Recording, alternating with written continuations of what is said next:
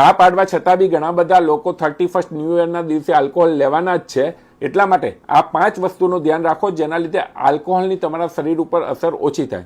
પહેલી વસ્તુ, જ્યારે બી ડ્રિંક લો ત્યારે દરેક પેક પછી ઓછામાં ઓછી 2 થી 3 ગ્લાસ જેટલું પાણી પીવાનું રાખો, જેનાથી તમારું શરીર હાઇડ્રેટ રહે અને ડિહાઇડ્રેશનના કારણે તમારા હાર્ટ અને બ્રેઇન ઉપર અસર ના પડે. બીજી વસ્તુ, આલ્કોહોલ જ્યારે તમે ખાલી પેટે લો છો ત્યારે એને એબ્ઝોર્પ્શન વધુ થતું હોય છે. એના માટે કાં તો પ્રોટીન અથવા તો ફેટ રીચ ફૂડ પહેલાં લો, જેનાથી તમારું આલ્કોહોલનું એબ્ઝોર્પ્શન એટલે શરીરમાં શોષણ ઓછું થઈ શકે. ત્રીજી વસ્તુ, જો લાંબા ટાઈમથી તમે આલ્કોહોલ લેતા હોય તો એટલીસ્ટ B1, B6, B12 એટલે કે મલ્ટીવિટામિન B12 કોમ્પ્લેક્સની દવા લેવાનું રાખો, જેનાથી તમારા ચેતાતંતુઓ ઉપર અસર ના પડે.